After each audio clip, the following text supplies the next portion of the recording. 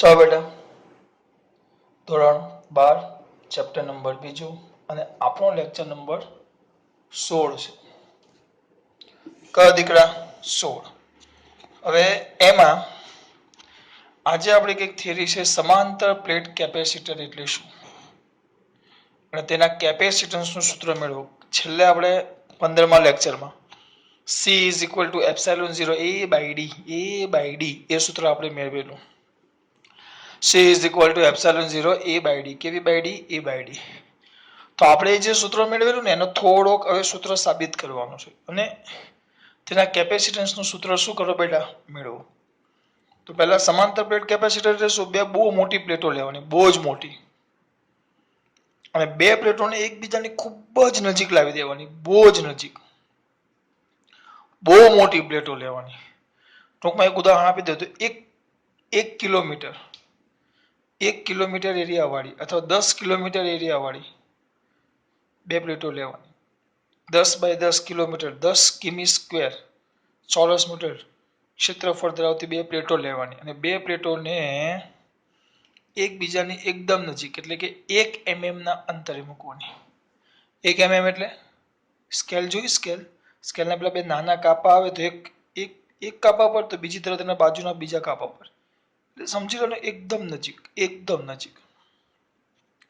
એ રીતે ગોઠવવામાં આવે તો જે બનતી રચના છે એ રચનાને સમાંતર પ્લેટ કેપેસિટર, નામ જ છે સમાંતર પ્લેટ કેપેસિટર।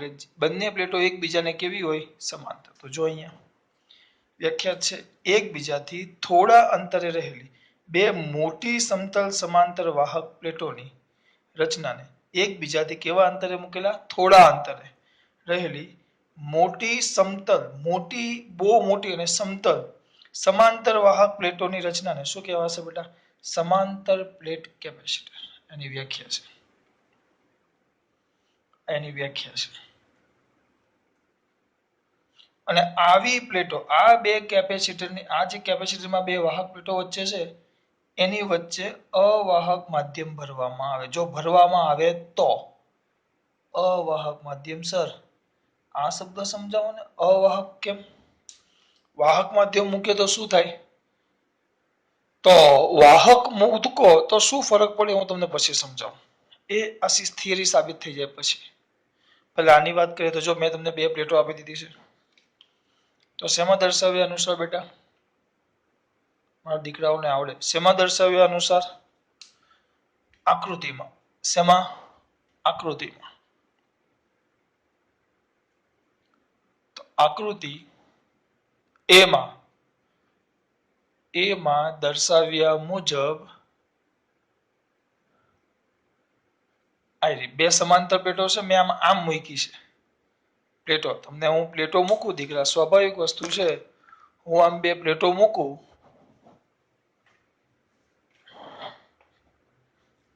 આમ છે આમ, તમને તો એ ખાલી આ પટ્ટીઓ જ દેખાય ને આમ 2D માં, તો આ બે પ્લેટો છે સમાંતર, બરાબર? તો કેટલી છે બેટા? બે।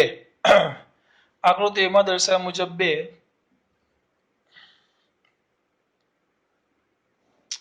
સમાંતર પ્લેટોના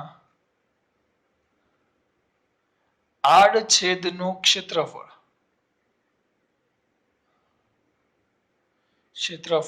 એ અને તેમની વચ્ચેનું અંતર કેટલું છે બેટા? ડી છે। આ બંનેના આડછેદનું ક્ષેત્રફળ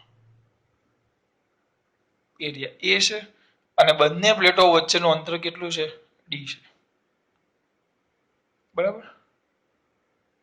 બંને પ્લેટો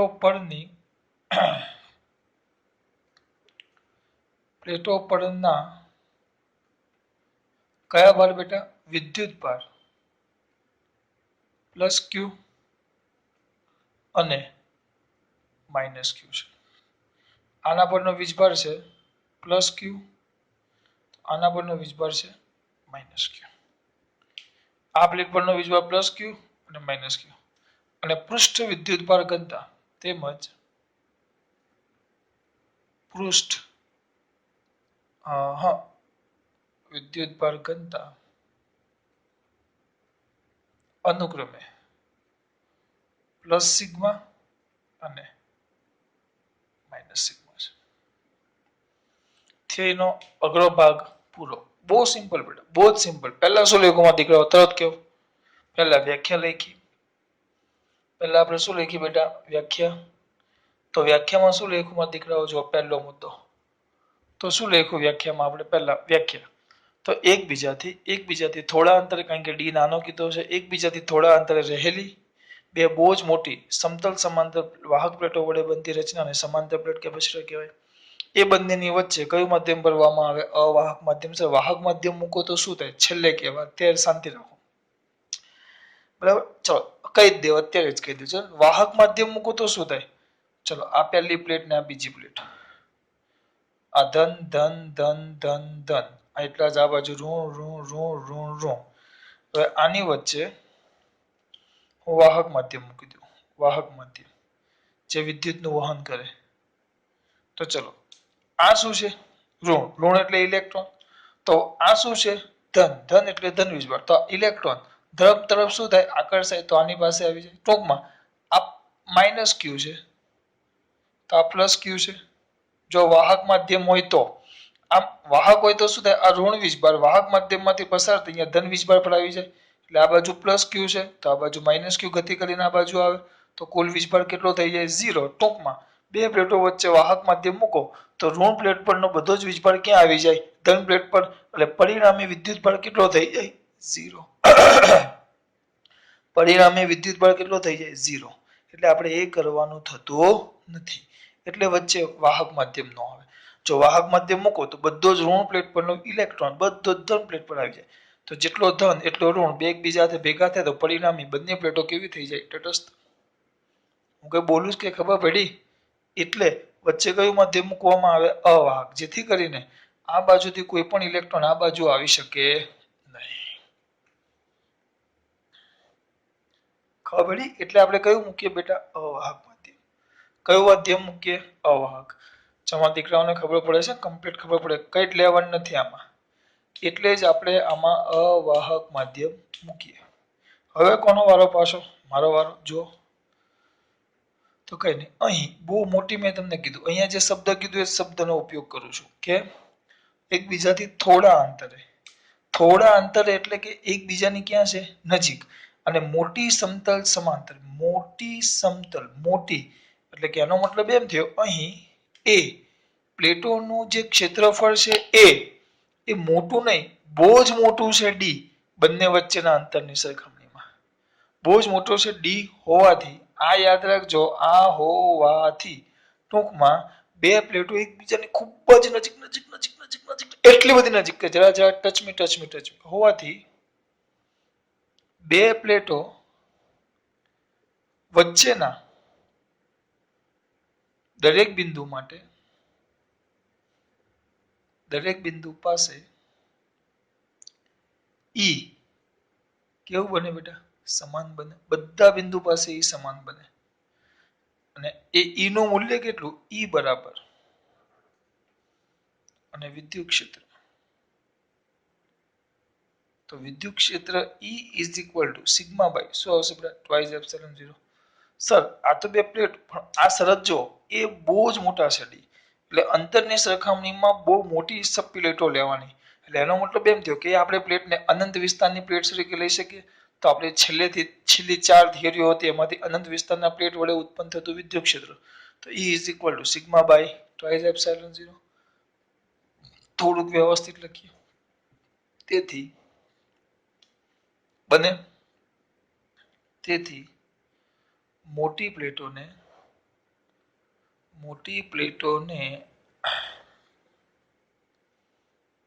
અનંત વિસ્તાર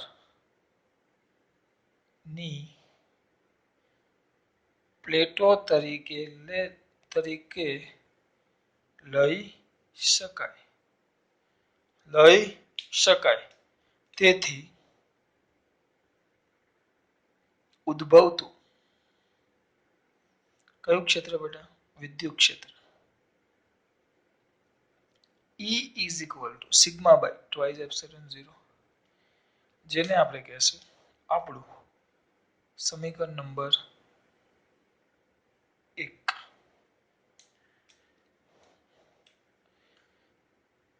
જ્યાં ઉપર લખેલું છે પૃષ્ઠ ઘનતા, જવા દો નથી લખવું. આવ્યો થિયરીનો અઘરો ભાગ પૂરો. કઈ જ લેવાનું નથી. કઈ જ એટલે કઈ જ લેવાનું નથી.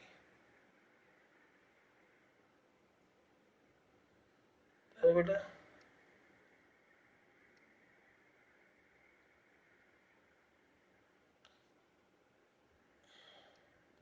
હવે અહીંયા ધ્યાન આપજો. E is equal to sigma by twice epsilon 0. હવે કરશું શું? કઈ નહીં, ધીમે ધીમે આગળ જતા જઈએ. આટલું થઈ ગયું. જો આટલું પાછું પહેલેથી બે પ્લેટો છે. જો બોર્ડ ઉપર ધ્યાન આપજો. કેટલી પ્લેટો છે આપણી પાસે? બે. પહેલા તો વ્યાખ્યા છે સમાંતર પ્લેટ કેપેસિટર એટલે શું, બરાબર? વ્યાખ્યા ગોખવાની કઈ જરૂર નથી, સીધું આપણે અહીંયા આવી જાય. બે પ્લેટો છે. પ્લેટો એવી કરવાની, એકબીજાથી થોડા અંતરે રહેલી, એકબીજાથી થોડા અંતરે રહેલી અને બહુ મોટી સમતલ સમાંતર વાહક પ્લેટોથી બનતી રચનાને શું કહેવાશે બેટા? સમાંતર પ્લેટ કેપેસિટર. એની વચ્ચે કયું માધ્યમ મૂકવામાં આવે? અવાહક. વાહક માધ્યમ મૂકો તો શું થાય ખબર પડી ને? તો આ બધા ઋણ વીજભાર ધન વીજભાર પાસે આવી જાય, આકર્ષાય, તો વાર્તા પૂરી. એટલે કેવો મૂકવામાં આવે? અવાહક માધ્યમ. બંને પ્લેટના આડ છેદનું ક્ષેત્રફળ કેટલું છે? એ. બંને વચ્ચેનું અંતર કેટલું છે? ડી. બરાબર, આટલું થઈ ગયું. આના પરનો વીજભાર પ્લસ ક્યુ ને આના પરનો વીજભાર માઇનસ ક્યુ. પછી આની પૃષ્ઠ ઘનતા સિગ્મા અને આની માઇનસ સિગ્મા. અહીંયા સુધી આવી ગયા. હવે ખાસ આ બહુ મોટી પ્લેટો અને અંતર બહુ નાનું, તો એ આડ છેદનું ક્ષેત્રફળ એ બહુ જ મોટું છે ડી કરતા. એટલે એને કહેવાય very very greater than. Very very greater than શું હોવાથી બેટા? ડી હોવાથી. Very very greater than, very very greater than કયું બેટા? વેરી વેરી ગ્રેટર ધેન શું હોવાથી દીકરા? ડી હોવાથી. વેરી વેરી ગ્રેટર ધેન શું હોવાથી બેટા? ડી હોવાથી. ધ્યાન આપજો.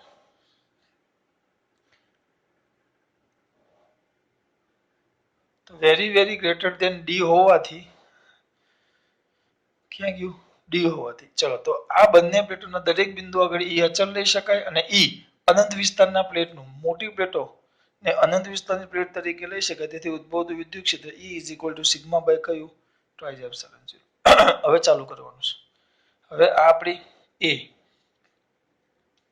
આને તમે પહેલી પ્લેટ કહી દો અને આ બીજી પ્લેટ. તો જૂની ચોપડીમાં ડાયરેક્ટ આપ્યું, તો આમાં થોડુંક વધારે આપ્યું, પણ વાંધો નહીં. ચલો, આ પ્લેટો તમારી મારી માટે દોરું છું. આપણી આ કઈ પ્લેટ છે? પ્લસ. આ માઇનસ. બોર્ડ ઉપર ધ્યાન. હવે આ પહેલી પ્લેટ ને આ ઉપરની બાજુ વિદ્યુત ક્ષેત્ર સુધી. પહેલી પ્લેટની ઉપરની બાજુ. તો ચલો, આ ઉપરની બાજુ કહેવાય, જેને હું બિંદુ પી કહી દઉં. ચલો, તો પ્રથમ પ્લેટની ઉપરની તરફ આવેલા, તો ડાયરેક્ટ જ ઉપરની તરફ લખી નાખો. ઉપરની તરફ કયું ક્ષેત્ર બેટા? વિદ્યુત ક્ષેત્ર. આપણે એક દાખલો કરી ગયેલા છે, યાદ કરો. અનંત વિસ્તારની પ્લેટની આ બાજુ પી ક્યુ અને આર, બસ એનો જ ઉપયોગ કરવાનો છે. ડાયરેક્ટ લખીએ પણ આપણે એવું નથી કરવું. ચલો, તરફ વિદ્યુત ક્ષેત્ર. અહીંયા ધ્યાન. તો આ બીજી પ્લેટ છે, તેને હું ઈ ઉપરની તરફ ઈ પી કહી દઉં. ઉપર તરફ પી પાસે. હારું લખવા છે ને એમાં ઉપાધિ થાય. ઉપર તરફ બિંદુ પી પાસે કયું ક્ષેત્ર બેટા? વિદ્યુત ક્ષેત્ર. વિદ્યુત ક્ષેત્રને આપણે શું કહી દઈએ? પી. ખાલી બિંદુ પી એમ લેવા જઈએ ને તો ખરાબ લાગશે.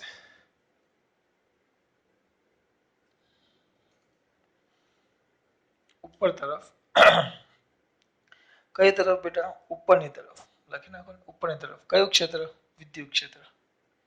તો બુદ્ધિ ચલાવો.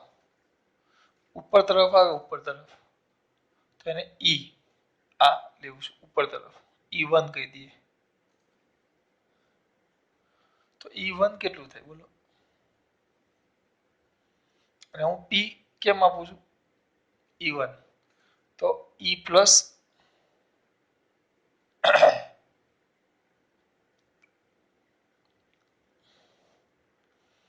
એ લોકોએ ડાયરેક્ટ આપ્યું છે બેટા, ઈપી જ રાખો આપણે, તો E1 પ્લસ E2. તો પહેલી પ્લેટને કારણે વિદ્યુત ક્ષેત્ર વત્તા બીજી પ્લેટને કારણે વિદ્યુત ક્ષેત્ર. જો આ પહેલી પ્લેટને કારણે વિદ્યુત ક્ષેત્ર ક્યાં જાય? પ્લસ. તો હંમેશા પ્લસને કારણે વિદ્યુત ક્ષેત્ર ક્યાં જશે? પ્લસને કારણે વિદ્યુત ક્ષેત્ર પ્લસ. તો મેં તમને કીધેલું, જો કોઈક બિંદુ પાસે વિદ્યુત ક્ષેત્ર શોધવાનું કે, જો કોઈક બિંદુ પાસે વિદ્યુત ક્ષેત્ર શોધવાનું કે, તો એ બિંદુ પાસે એકમ ધન વીજભાર લેવાનો. તો અહીંયા મારે એકમ ધન વીજભાર લેવાનો. એકમ ધન વીજભાર.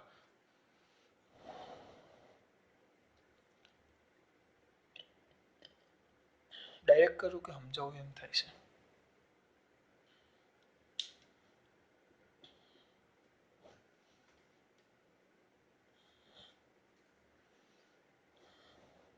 હવે થોડુંક લાંબુ કરું છું, એ લોકોએ તો બહુ ટૂંકમાં આપ્યું છે. થોડુંક લાંબુ હું તમને ટૂંકમાં પછી કેમ લખું એ સમજાઈ દેવા, એટલે થોડુંક લાંબુ જોઈ લ્યો, નકર પાછો તમે અટવાશો. આ પ્લસ છે, તો અહીંયા ધ્યાન આપજો.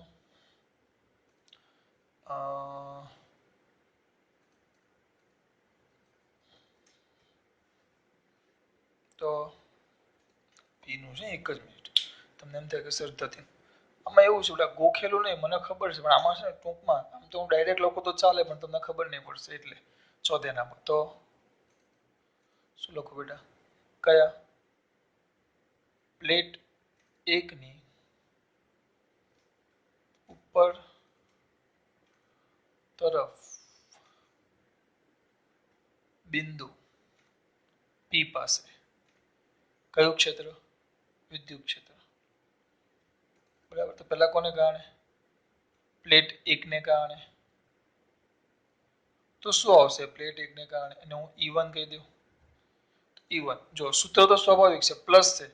કોઈ પણ બિંદુ આગળ વિદ્યુત ક્ષેત્ર કે વિપુલ સરે બૂમો પાડીને કીધેલું, ત્યાં ધન વીજભાર લઈ લેવાનો. ચલો અહીંયા એકમ ધન વીજભાર લ્યો તો એના પર બળ ક્યાં લાગે? ઉપર. તો E પ્લસ આ E1 આ બાજુ જાય, E1. E1 પહેલી પ્લેટને કારણે ક્યાં જશે? ઉપર. તો સૂત્ર તો ફિક્સ જ છે, સિગ્મા બાય ટ્વાઇસ એપ્સિલોન 0, પણ ક્યાં? ઉપર. એટલે ક્યાંથી? બીજી પ્લેટથી. દિશા ક્યાં આવે એની? પ્લેટ 2 થી પ્લેટ 1 તરફ. બરાબર. પછી પ્લેટ 2 ને કારણે, તો એ શું થશે? E2. તો પ્લેટ 2 ને કારણે E2, E2 સૂત્ર તો એ જ આવશે, સિગ્મા બાય ટ્વાઇસ એપ્સિલોન 0. બરાબર. તમે ભણી ગયા છો તેમ છતાં પાછું કરાવું છું, સિગ્મા બાય ટ્વાઇસ એપ્સિલોન 0. હવે અહીંયા આપણે એકમ ધન વીજભાર લઈ લેવાનો, અને આ કઈ પ્લેટ છે? ઋણ. તો ઋણ પ્લેટ ધન વીજભારને પોતાની તરફ શું કરે? આકર્ષે. તો કઈ બાજુ જાય? એના પર બળ, એકમ ધન વીજભાર પર બળ આમ નીચે લાગે. તો આ તો થઈ ગયું E2, જે ક્યાં આવશે? નીચે. તો એ ક્યાં આવશે બેટા? પ્લેટ 1 થી, જો આમ નીચે જાય તો 1 થી પ્લેટ 2 તરફ. બંનેની દિશા પરસ્પર કઈ આવી ગઈ? વિરુદ્ધ. તો પરિણામી કયું ક્ષેત્ર બેટા? વિદ્યુત ક્ષેત્ર. તો પરિણામી વિદ્યુત ક્ષેત્ર E P is equal to 2 નો સરવાળો E1 પ્લસ E2. તો E1 કેટલા આવ્યા? Sigma by twice epsilon 0. એ ક્યાં જાય છે? ઉપર. E2 ક્યાં આવે છે? નીચે. અને મને શું લખવું પડે? માઇનસ, કારણ કે બંનેની દિશા પરસ્પર કેવી છે? વિરુદ્ધ. તો સિગ્મા બાય ટ્વાઇસ એપ્સિલોન 0. તો પરિણામી કેટલું થાય? 0. જો તમે આખું ગણવા જાઓ બેટા, તો આ રીતે આખું જ ગણવું પડે, આમ આખું ગણવું પડે. પણ આપણે તો ડાયરેક્ટ આમ જ લખવાનું છે. આ મેં તમને સમજાવ્યું. આપણે ડાયરેક્ટ એમ જ પ્લેટ એકની ઉપરની તરફ કયું ક્ષેત્ર? વિદ્યુત ક્ષેત્ર. તો વિદ્યુત ક્ષેત્ર, તો સૂત્ર શું આવશે? E is equal two E કહી દઈએ ને, E. તો વિદ્યુત ક્ષેત્ર E બરાબર શું આવશે બોલો? Sigma by twice epsilon 0 minus sigma by twice epsilon 0. તો પરિણામી કેટલું? 0. ચોપડીમાં ડાયરેક્ટ આટલું આપ્યું છે, અને ખરેખર કરવા જાઓ તો આ બધું જ કરવું પડે. આપણે આ બધું નથી કરવાનું, નકર થિયરી બહુ જ મોટી થઈ જશે. જૂની ચોપડીમાં આવું કઈ આપ્યું જ નથી બેટા. જૂની ચોપડીમાં તો આ પોર્શન જ નથી. આ બધું જ કાઢી નાખ્યું, ડાયરેક્ટ વચ્ચેનું જ આવી જાય. નો પડી? ચલો પહેલા પ્લેટ 1 ની ઉપર તરફ વિદ્યુત ક્ષેત્ર કેટલું થાય? બંને પરસ્પર એટલે આ આકૃતિ દોડ નાખો તો ખબર પડી જાય. જો આ બે ને કારણે નીચે આવે, એકને કારણે ઉપર જાય, તો પરિણામે વિરુદ્ધ દિશામાં. તો E = sigma by 2 minus sigma by 2 એટલે પરિણામે E કેટલું થઈ જાય? 0. પછી બીજી આકૃતિ દોરો. બીજી આકૃતિ જો આ બાજુ દોરું,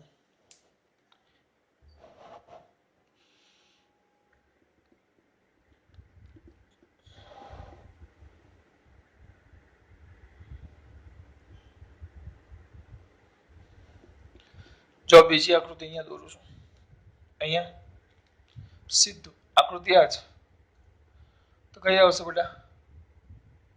પ્લેટ 2 ની નીચેની તરફ, એટલે અહીંયા આવે નીચેની તરફ. કયું ક્ષેત્ર બેટા? વિદ્યુત ક્ષેત્ર.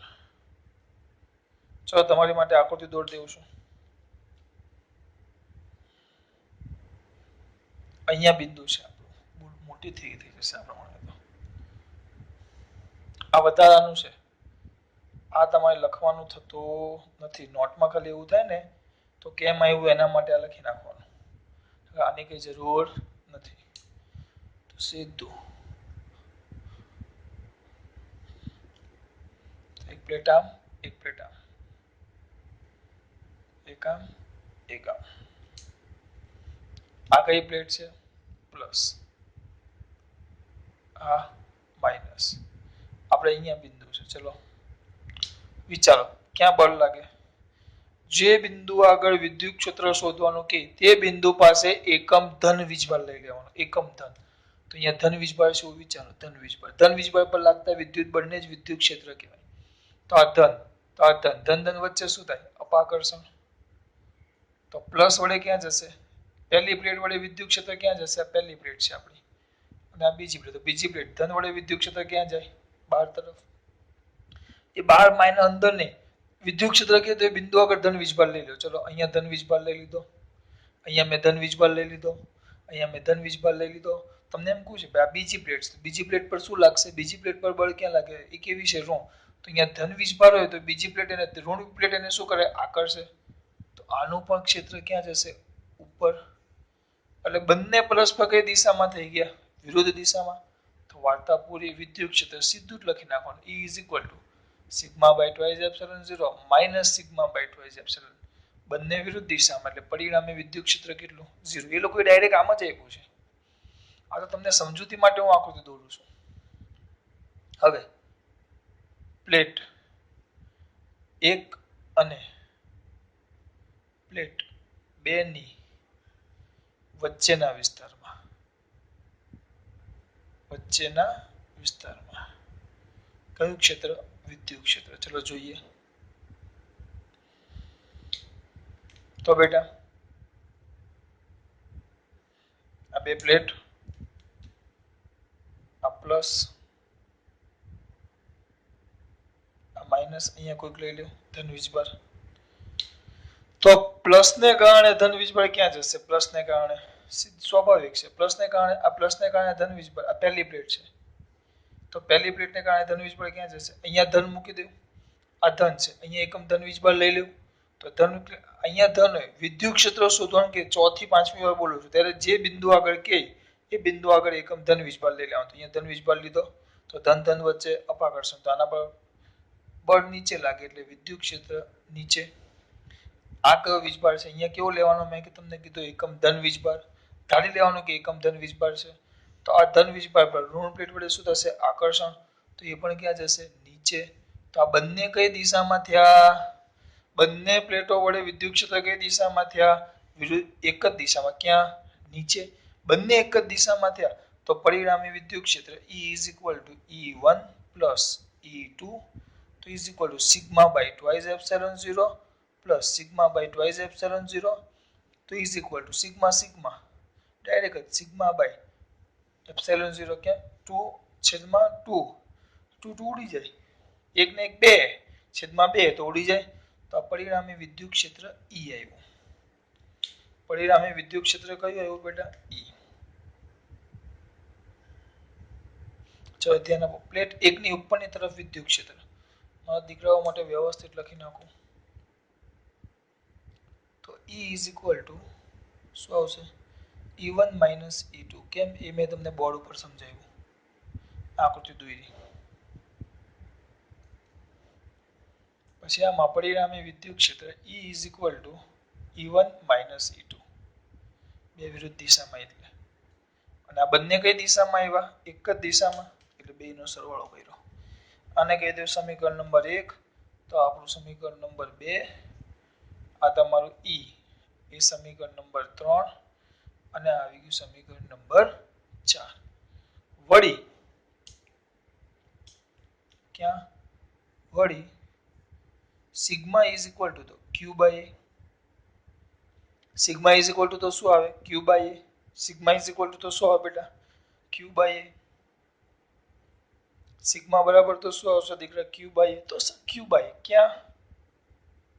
જ્યાં Q પ્લેટ પરનો વીજભાર, પ્લેટ પરનો વિદ્યુતભાર, A પ્લેટનું ક્ષેત્રફળ, પ્લેટનું ક્ષેત્રફળ અને સિગ્મા પૃષ્ઠ વિદ્યુતભાર ઘનતા. ચલો આટલોમાં પૂર્ણાંક કઈ પૂછવાનું થતું જ નથી. બરાબર. સમીકરણ 4 માં કિંમત મૂકો.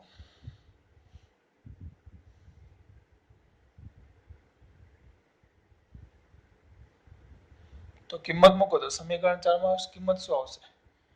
E is equal to sigma ના જગ્યાએ આવશે Q બાય A. સિગ્મા ની જગ્યાએ આવે Q બાય, એટલે Q બાય A છેદમાં એપ્સિલોન 0. એટલે છેદ અંશનો છેદ ક્યાં જાય? છેદમાં. તો Q બાય A એપ્સિલોન 0. આને કહેશું આપણે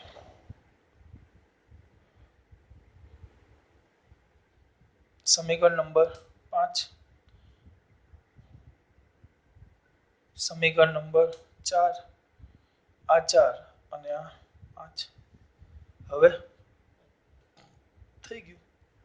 હવે આપણે કેપેસિટન્સ C મેળવવાનું છે. C તો V મેળવીએ આપણે.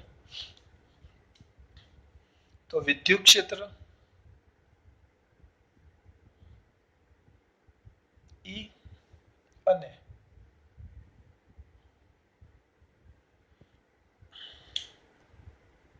એ લખીએ આપણે બે પ્લેટો વચ્ચેનું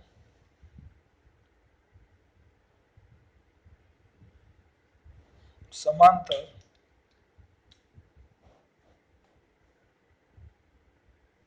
ભીનું છે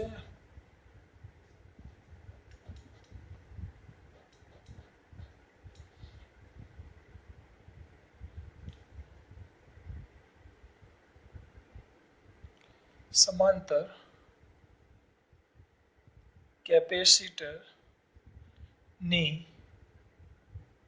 બે પ્લેટો વચ્ચેનું વિદ્યુત સ્થિતિમાન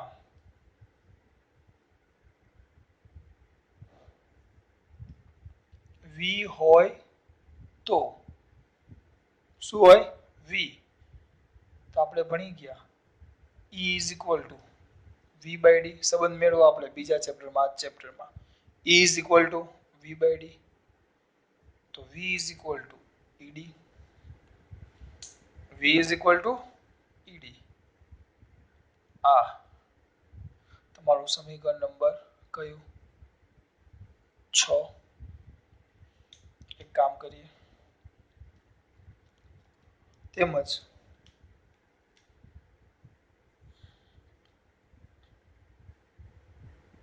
capacitance C is equal to Q by V. C is equal to તો Q by V. ચલો હવે આમાં શું થાય? સમીકરણ 5 અને 6 ની કિંમત મૂકી દો, અથવા E ની કિંમત આની અંદર મૂકો. બે રીતે થાય. આ બંનેની કિંમત એક હાથે આમાં મૂકો. અમુક પાછા એમ કે સર એવું નહીં ગમે. તો જે નહીં ગમે તો કાઢો, બીજું તો શું બેટા. E ની કિંમત મૂકો. ચલો તેના પરથી શું થશે બોલો? E ની કિંમત મૂકો તો V ઇઝ ઇક્વલ ટુ, ચલો E ની કિંમત મૂકો, શું થાય? Q by A epsilon 0 into D, અને આપણે કહેશું સમીકરણ નંબર 7. કયું 7? આ આપણું 7 થઈ ગયું. ક્યાંથી લેવા આપણે? સમીકરણ કયા બેટા? 5 પરથી કિંમત મૂકી આપણે, બરાબર. તો હવે કેપેસિટન્સ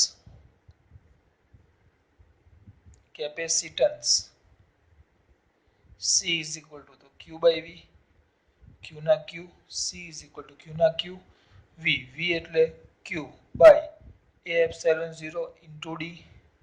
Q ગયો, આ છેદનો છેદ, આ છેદનો છેદ, છેદનો છેદ ક્યાં આવે? ઉપર. તો is equal to epsilon 0 A by D. સૂત્ર આવે C is equal to epsilon 0 A by D, જે તમારા સમાંતર પ્લેટ કેપેસિટરનું સૂત્ર થઈ ગયું. ક્યાં? આની કિંમત અહીંયા બાકી છે, અહીંયા છેલ્લો ભાગ લખવાનો, જ્યાં એ તો આપણને ખબર છે, અહીંયા તમે લખી નાખજો જ્યાં કરીને, જ્યાં C કેપેસિટન્સ, એપ્સિલોન 0 શૂન્ય અવકાશની પરમિટિવિટી A, R છેદનું ક્ષેત્રફળ D, બે પ્લેટો વચ્ચેનું અંતર. આ તમારું સૂત્ર સાબિત થઈ ગયું. C is equal to epsilon 0 A by D. C is equal to epsilon 0 કયું by D? A by D. ચલો, બહુ જ મસ્ત વસ્તુ થઈ ગઈ છે બેટા. સર કેટલી મોટી થિયરી છે. આ બધી આકૃતિ માત્ર તમારી સમજૂતી માટે છે. જો આને ગોખવી હોય તો 5 મિનિટમાં હું તમને ગોખાઈ નાખું, 5 ની 6ઠી મિનિટ પણ ન થાય. ઇફ યુ વોન્ટ તો માત્ર ગોખી તો આ બાજુ આવી જાઓ. ચલો, તમને હવે માત્ર ગોખતા શીખવાડું મારા છોકરાઓને, કારણ કે એ પણ અગત્યનું છે. જો આટલામાં થિયરી પતી જશે, જોજો. ખરેખર સર લખવાનું તો છે, તમને આવડશે ને? ખરેખર? અરે ખરેખર નહીં, બહુ જ ખરેખર. ચલો, પહેલા વ્યાખ્યા લખી નાખવાની. શું આવશે? એકબીજાને થોડી દૂર રાખેલી અને ખૂબ જ મોટા વિસ્તારવાળી બે સમતલ સમાંતર પ્લેટો વડે બનતી રચનાને શું કહેવાશે? કેપેસિટર. તમારી વ્યાખ્યા આવી ગઈ. પછી તેની વચ્ચે કયું માધ્યમ મૂકવામાં આવે બેટા? અવાહક માધ્યમ મૂકવામાં આવે. એટલે બીજી વાત પણ મારા દીકરાઓની પતી ગઈ. પછી અહીંયા જોવાની બે પ્લેટો છે જેના આડછેદનું ક્ષેત્રફળ A છે, બંને પ્લેટો વચ્ચેનું અંતર D છે. પહેલી અને બીજી પ્લેટ પરના વીજભાર અનુક્રમે પ્લસ Q અને માઇનસ Q છે. અહીંયા શબ્દ મૂકી દેજો, કયો? અનુક્રમે, બરાબર. પછી પૃષ્ઠ વિદ્યુતભાર ઘનતા પ્લસ સિગ્મા Q અને માઇનસ સિગ્મા Q. પ્લેટો બહુ જ મોટી છે અને બંને વચ્ચેનું અંતર બહુ જ ઓછું છે, એટલે બધા બિંદુ આગળ E તમે સમાન લઈ શકો છો, E સમાન લઈ શકો. અને મોટા વિસ્તારની પ્લેટો છે, આમ તો પ્લેટો નથી, મોટા વિસ્તારની પ્લેટો એટલે અનંત વિસ્તારના પ્લેટનું સૂત્ર કયું? E is equal to sigma by twice epsilon 0 તમે વાપરી શકો. આ તમારી વાત થઈ ગઈ. આ વાપરું. હવે ચાલુ કરવાનું. હવે કેટલું સ્પીડમાં થાય જો સર? હવે ખરેખર સ્પીડમાં? અરે સ્પીડમાં નહીં, 2 મિનિટમાં. જો આટલામાં આવું કર્યું છે, થિયરી પતાવું. જો સમજવું બહુ અઘરું છે, ગોખવું નહીં. ચલો, પહેલું હવે શું આવશે? કેવું? પ્લેટ 1 ની કઈ તરફ? ઉપર તરફ. પ્લેટ 1 ની કઈ તરફ? ઉપર તરફ. તો ડાયરેક્ટ જ E is equal two E1 minus E2. જો મારે તમને ગોખાવું હોય ને તો આ બે પ્લેટ આમ રાખવાનું, અહીંયા 0 ને અહીંયા 0, વાર્તા પૂરી. એટલે સીધું E1 minus E2 sigma by twice epsilon 0 minus sigma by twice epsilon 0, તો 0. પ્લેટ 2 ની નીચે તરફ, તો નીચે તરફ તો આ બે પ્લેટો મૂકી, બરાબર. એટલે અહીંયા કેવું હતું? અહીંયા પણ 0 યાદ રાખવાનું, અહીંયા પણ 0 યાદ રાખવાનું. આ આપણી પ્લસ પ્લેટ છે ને આપણી આ માઇનસ પ્લેટ છે. તો અહીંયા નીચેના ભાગમાં શું થશે બોલો? E is equal to H E1 minus E2, તો sigma by twice epsilon 0 minus sigma by twice epsilon 0, તો પણ કેટલું થઈ જાય? 0. ઉપર અને નીચે. પછી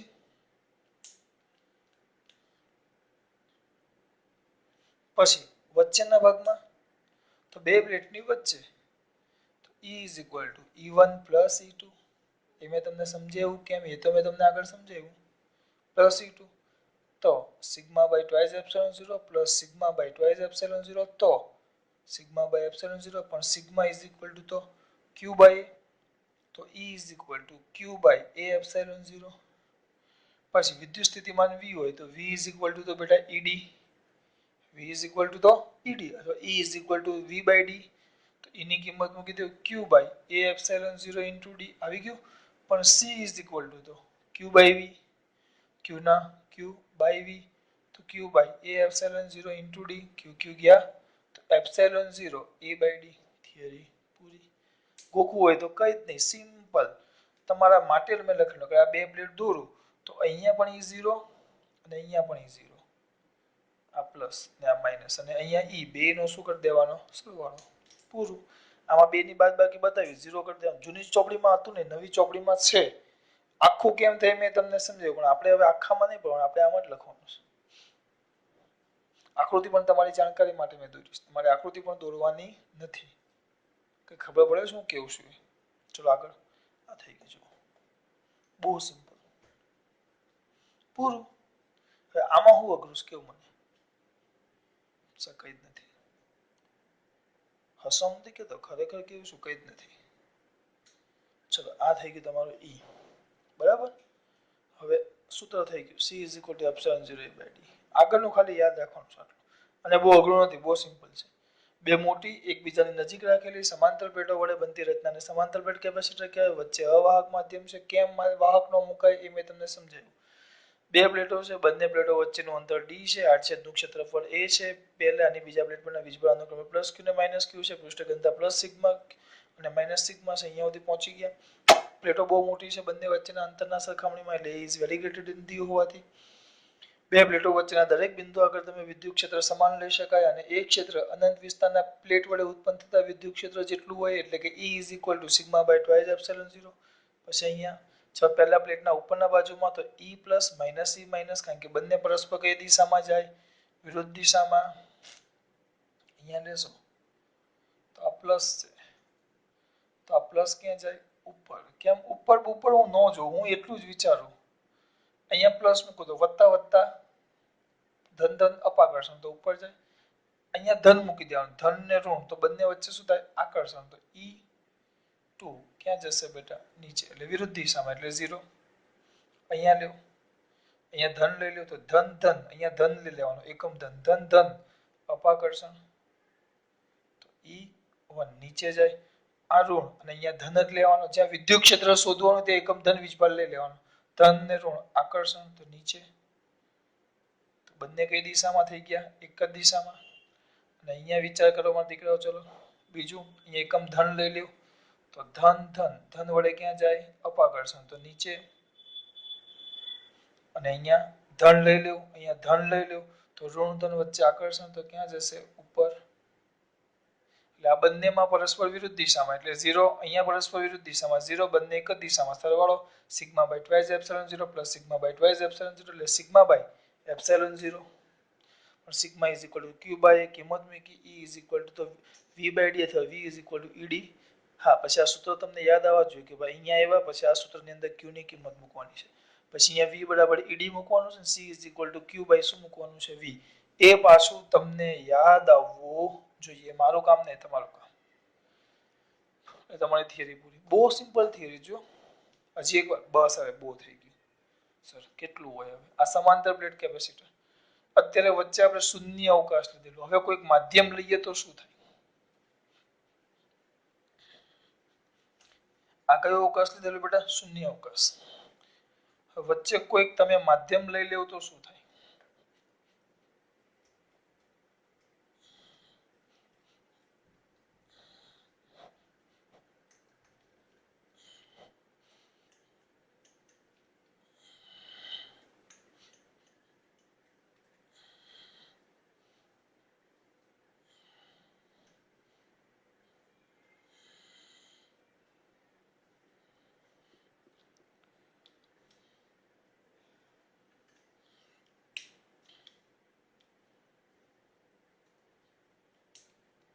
જો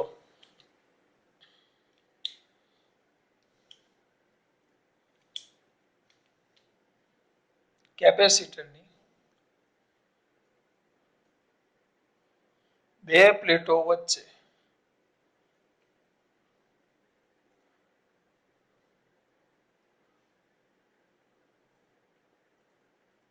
કેટલા બધા કે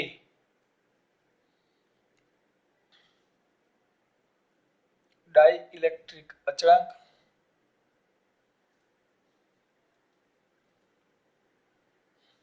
અને એપ્સાઇલોન પરમિટિવિટી ધરાવતું માધ્યમ હોય ત્યારે તેનો કેપેસિટન્સ ગુજરાતીમાં લખું આ તો સ્પેલિંગ આવડતો હતું ને એટલે ઇંગ્લિશમાં લખ્યું શું શોધો કેપેસિટન્સ ગણો આ થિયરી નથી આ દાખલામાં કામ આવે એટલે આ તમારા માટે હું ખાસ ચલાવું છું દાખલામાં ઘણી જગ્યાએ કામ આવે છે પાછા અમુક છોકરાને યાદ ન એટલે આ ચલાવી દેવું છું સૂત્ર જ છે આપણે ડાયરેક્ટ એ જ યાદ રાખવાનું પણ કેવી રીતે જોવાનું આ આપણી બે પ્લેટો છે બરાબર જેના આડછેદનું ક્ષેત્રફળ આના પર પ્લસ વીજભાર છે અને આ માઇનસ છે બરાબર બંને વચ્ચેનું અંતર કેટલું છે સ્મોલ ડી અને બંને પ્લેટના આડછેદનું ક્ષેત્રફળ કેટલું છે એ બંને વચ્ચેનું અંતર કેટલું છે સ્મોલ ડી અને બંને વચ્ચેના આડછેદનું ક્ષેત્રફળ કેટલું છે એ બરાબર અને અહીંયા વચ્ચે શૂન્ય અવકાશ છે શૂન્ય અવકાશ એટલે પરમિટિવિટી થાય એપ્સિલોન 0 જો કેપેસિટરની ધારી લઈએ ધારો કે સમાંતર પ્લેટ કેપેસિટરમાં સમાંતર પ્લેટ કેપેસિટરમાં બે પ્લેટો વચ્ચેનું અંતર ડી અને પ્લેટોના અંતર ડી અને પ્લેટોના આડછેદનું ક્ષેત્રફળ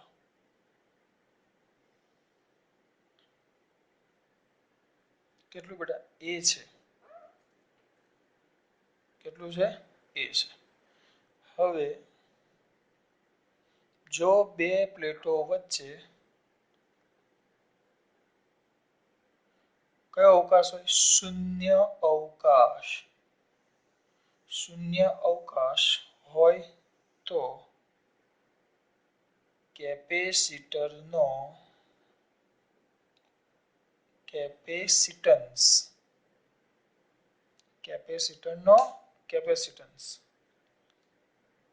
જેને હું C0 શૂન્ય અવકાશ છે એટલે તો ઇઝ ઇક્વલ ટુ C0 લખો સી લખો તમારે જે લખો એ સી લખો તો is equal to epsilon 0 a by d કેમ એમ નહીં પૂછતા એ તો આપણે સાબિત કર્યું આ આપણું સમીકરણ નંબર 1 હવે પાછું જો બે પ્લેટો વચ્ચે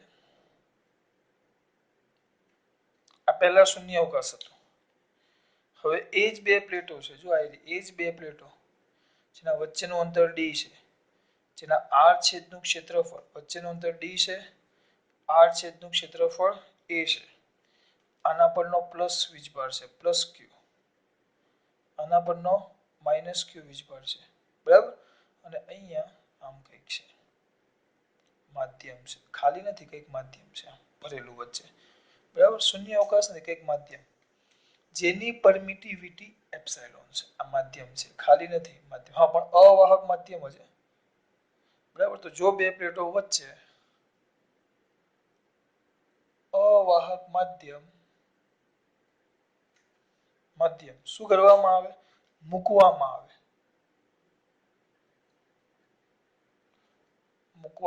આવે કે અવાહક માધ્યમ મૂક્યું. કેવું માધ્યમ મૂક્યું આપણે? અવાહક. કે જેની પરમિટિવિટી એપ્સાઇલોન અને ડાઇલેક્ટ્રિક અચળાંક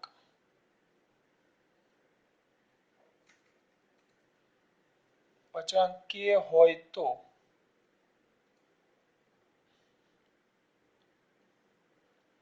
કેપેસિટન્સ હવે બદલાઈ જાય તેને હું સીડેસ કહીશ. શું કહીશ?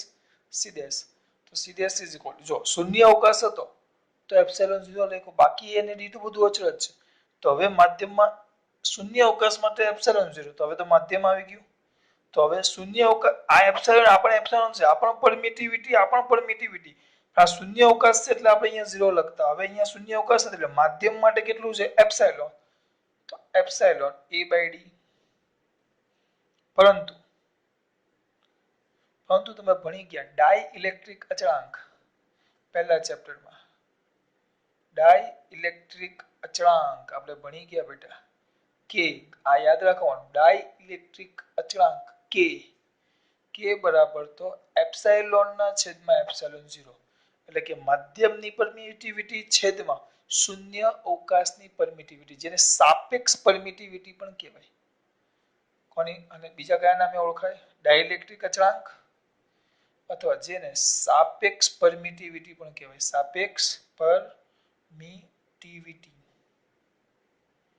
Epsilon r is equal to epsilon by epsilon 0. ખબર છે? સાપેક્ષ ઘનતા, પદાર્થની ઘનતા છેદમાં પાણીની ઘનતા. તો સાપેક્ષ પરમિટિવિટી તો માધ્યમની પરમિટિવિટી છેદમાં શૂન્ય અવકાશની સાપેક્ષ પરમિટિવિટી કહેવાય. પણ આપણે આનું કામ નથી, આપણે તો ઉપરનાનું કામ છે. તો ખાલી યાદ કરાવું છું, આ વધારાનું છે. એટલે ડાઇલેક્ટ્રિક અચળાંક આપણે ભણી ગયા, આ વધારાનું છે. બે યાદ રાખવાનું, ગમે ત્યારે પૂછું ડાઇલેક્ટ્રિક અચળાંક કે બરાબર એપ્સિલોન બાય એપ્સિલોન 0. સાપેક્ષ પરમિટિવિટી તો એપ્સિલોન r તો એપ્સિલોન બાય એપ્સિલોન 0 એટલે કે માધ્યમની પરમિટિવિટી છેદમાં શૂન્ય અવકાશની પરમિટિવિટી. આવું યાદ રાખવું પડશે બેટા. બરાબર. k is equal to epsilon by epsilon 0.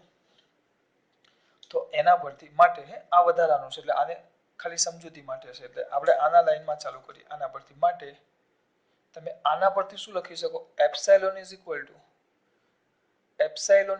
આ એપ્સિલોન 0 k ની સાથે ગુણાકારમાં આવી જાય તો k એપ્સિલોન 0 બરાબર. આ કિંમત આને આપી દો સમીકરણ નંબર 2. આ કિંમત સમીકરણ 2 માં મૂકતા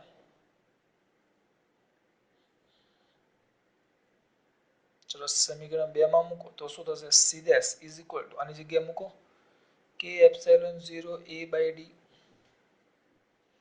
એપ્સિલોન ના જગ્યાએ કિંમત મૂકી k epsilon 0 is equal two a/d. આ કિંમત ન લખવું હોય તો એપ્સિલોન ની કિંમત સમીકરણ 2 માં મૂકતા મૂકી k epsilon 0 is equal two k epsilon 0 અને a/d એમ.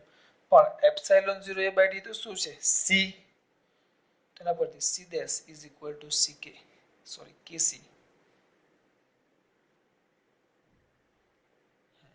સમીકરણ નંબર તમારું 3 અને આ મૂકી ક્યાંથી કિંમત? સમીકરણ 1 પરથી.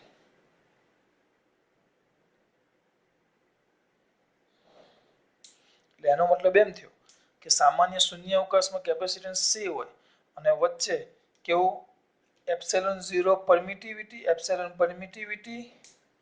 અને કે ડાઇલેક્ટ્રિક અચળાંક વાળો માધ્યમ ધરાવતો તમે માધ્યમ મૂકો, ડાઇલેક્ટ્રિક અચળાંક ધરાવતો માધ્યમ મૂકો તો સીધો કેપેસિટન્સ શૂન્ય અવકાશના કેપેસિટન્સ કરતા k ગણો થઈ જાય. ટૂંકમાં બે પ્લેટમાં શૂન્ય અવકાશ તો c is equal to epsilon 0 a/d અને k ડાઇલેક્ટ્રિક અચળાંક વાળો તમે શું મૂકો? માધ્યમ વચ્ચે ખાલી હોય તો c is equal to epsilon 0 a/d. માધ્યમ હોય તો c is equal to નવું સીધેસ is equal to epsilon a/d. પણ એપ્સિલોન is equal to તો શું આવે બેટા? k is equal to epsilon by epsilon 0 એટલે epsilon is equal to k epsilon 0 એ કિંમત અંદર મૂકી. એટલે આપણે તો આ યાદ રાખવાનું કે કેપેસિટન્સ k ઘણો થાય.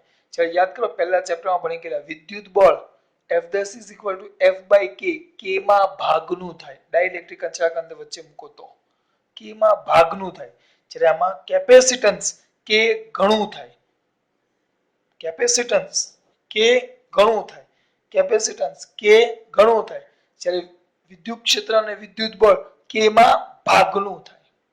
આ તમારું સૂત્ર સીધા ઇઝ ઇક્વલ ટુ સી કે.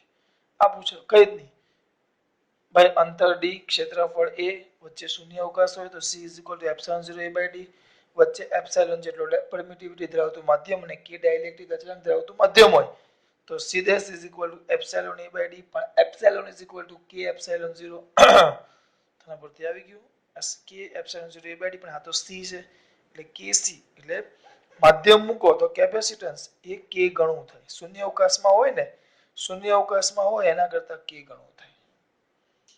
સમજ પડી? ચલો આગળ થોડુંક હજી લઈ લો કે ના ભાગનું થાય. ચલો બસ ખાસ વાત. જય શ્રી કૃષ્ણ.